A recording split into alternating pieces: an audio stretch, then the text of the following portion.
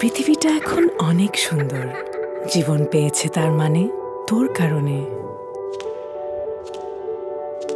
তোর একটুখানি ব্যথায় কাঁদে আমার মন, তোর হাসিতে হেসে ওঠে ভুবন। তুই একটু খেলে সব সুখ আসমান থেকে নেমে আসে জমিনে। ইচ্ছা করে তোকে এনে দেই পৃথিবীর শুদ্ধতম ভালোবাসা।